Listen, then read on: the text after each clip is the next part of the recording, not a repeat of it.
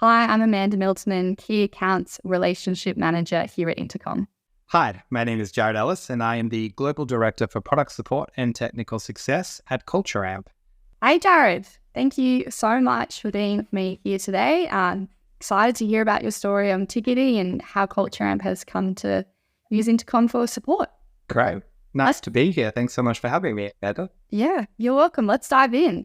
Would you be able to tell me a little bit about how CultureAmp was managing customer support in the past?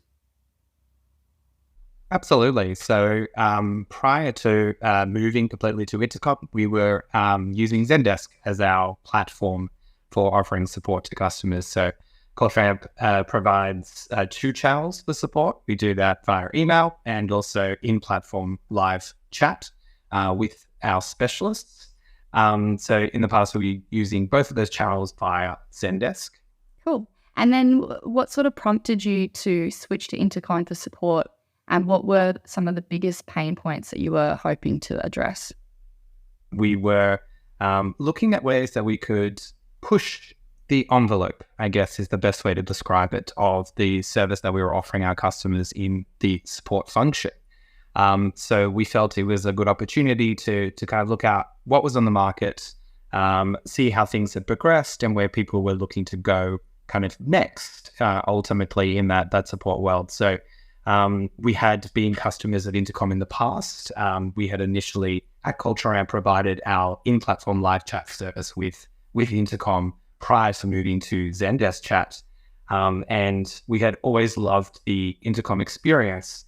But at that point in time, our email channel was our largest channel, and Intercom wasn't quite hitting the same mark as Zendesk in relation to email.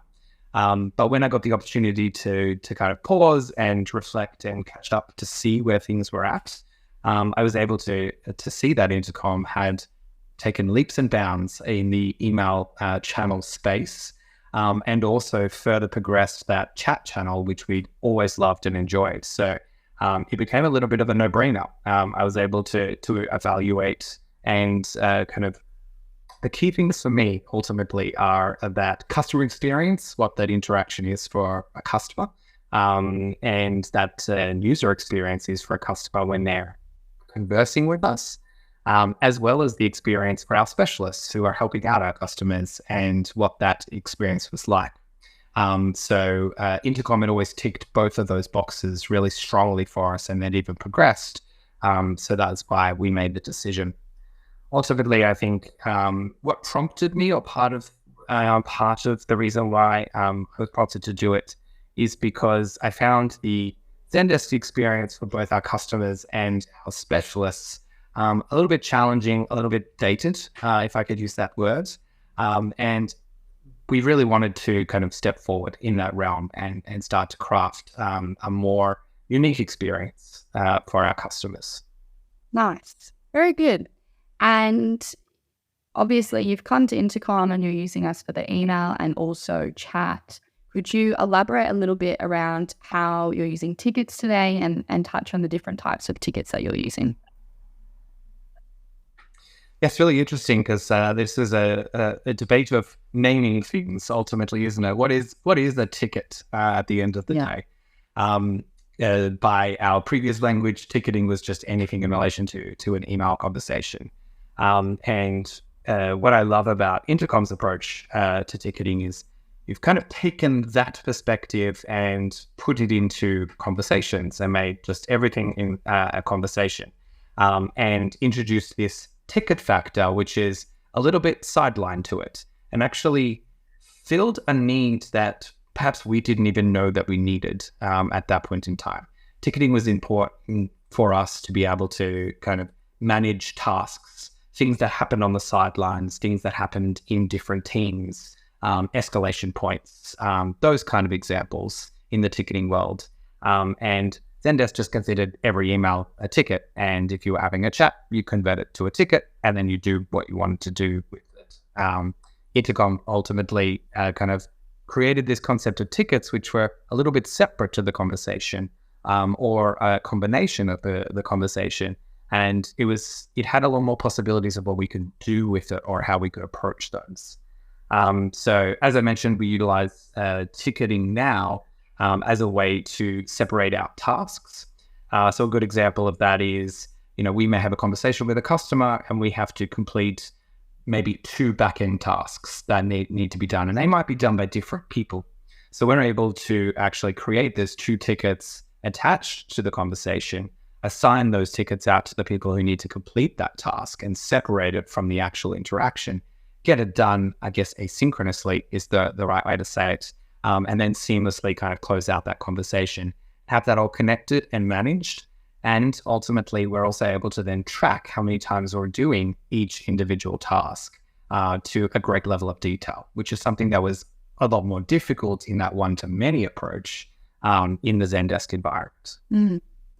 And do you, just on that as well, have you seen a change in the way customers respond to that? Do you think that maybe they don't even understand what's happening on your side, but maybe your agents have they shared anything about how they feel with that new approach? Yeah, let's start with customers.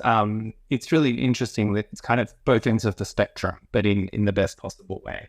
I think when they do notice that those kind of things are taking place, we do communicate that as part of our interaction with them, that and a team is going to complete that, but they definitely feel that it's seamless in that the conversation can then continue. We can answer other questions, we can do other things. And in most cases, with a lot of our short-running tasks, we actually have specialists doing those asynchronous tickets at the same time. So while they're maintaining a conversation with their person, asking other questions, diving into other things, seamlessly in the background, that asynchronous task is being completed.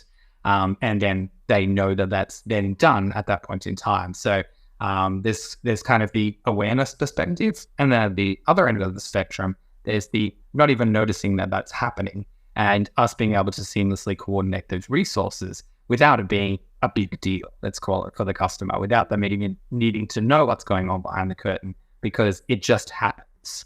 And that is a really nice thing, without the specialist having the conversation with the customer, having to actually go away, do something, multitask, kind of split focus, or get the customer to wait. They can continue on. From the specialist side, I think it's really great because we're able to have people working in different spaces kind of seamlessly together as well. And the task is not buried within a long conversation of backward and forward that may have 5 or 6 different topics, or multiple different kind of products, or even a split of questions and things like that. The person who is doing that asynchronous task only has that to focus on. The instruction is clear. They don't need to dig through to actually find out what needs to be done. Everything's just lined up for them, ready to take that action. Yeah. And do you have specialists as well that only handle certain ticket types, or do people kind of branch out across? Yeah, so we have 2 ticket types, essentially, or ticket groups, let's call them. One will go to a tier 1 team that will look after them. So they're more simplistic, more short running. And now we have a tier 2 team who will look after tickets or tasks that are a little bit more complex, might take a little bit longer to proceed as well. So the workflow automations available in Intercom are a great example of how we utilize making sure that the ticket gets to the right team, gets distributed out to them, they can get it done, or while the conversation continues with that frontline specialist. Yeah, perfect.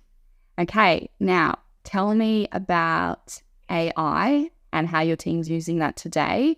And then the double jointed question there is, how has that impacted tickets that your team work on? And I think you could probably interpret tickets as maybe conversations as well. But yeah, tell us about AI. Naming things is hard, right? All of these different nomenclature for different things. Yes, AI. It's the hot topic, isn't it?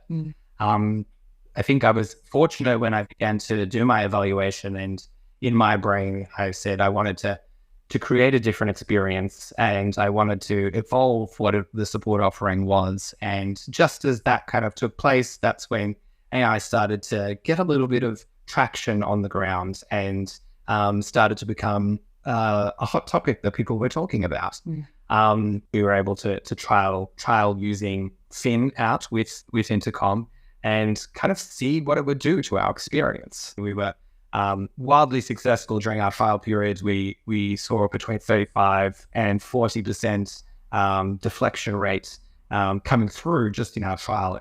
So flash forward to today, and we took a very large leap and actually used Fin or introduced Fin in 100% of our conversations. So any of our live chat interactions that were taking place from inside our product with our customers, we now have a layer of Fin first, which they interact with before they're connected with a member of our team, which is really exciting. It was very much dive fully in head first to the whole thing to see what would happen, essentially. And thankfully, our customers have been really great and really enjoyed the experience. And I'm finding the specialist team are now able to work on those more in-depth, those more context-heavy, those more specific and personalized interactions that our customers need to have with a person in order to kind of get to that resolution. And by taking away those general guidance questions and giving the space and time to the specialist to really focus in where they're needed most has been an absolute kind of change in our approach. Internally, that's translated to things like thinking about what our responsibilities of our specialists are, how our specialist team is structured, and what kind of tasks and responsibilities we expect them to do on a day-to-day basis. So it's exciting from a development perspective. I mean, maybe if I looked into a crystal ball, I feel that this shift in the industry is probably going to make frontline support and customer support in itself kind of a notch higher on the belt of complexity and expectation and the type of career that it creates, because that frontline interaction that we're used to initially is kind of going to go away. It's going to be different. And that's going to create more rounded professionals. It's going to make the work that's required from those type of people more personalized, more unique. And that's really exciting.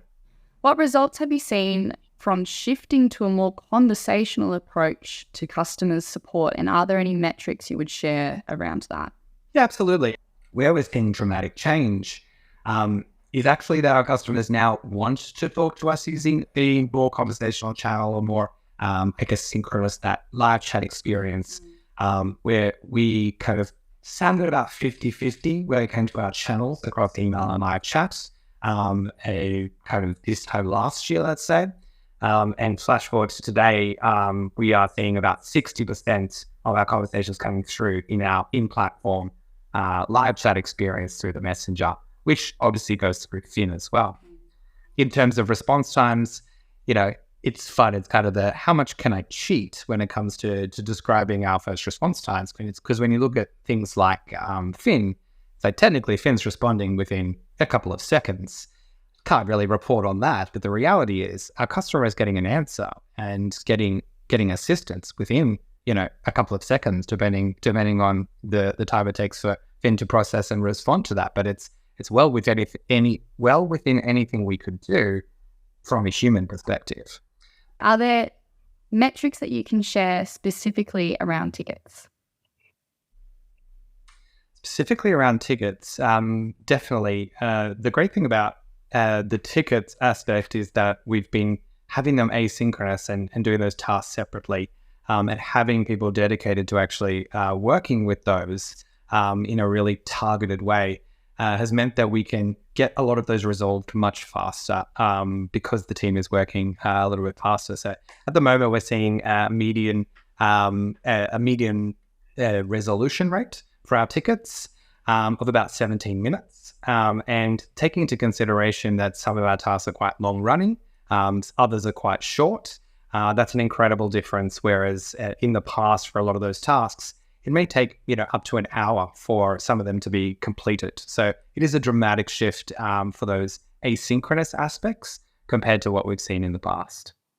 Thank you so much for being here today. I guess that wraps things up for us. It's been great to have you. Great. Thank you so much for having me. And it's been a pleasure. Thanks, Amanda.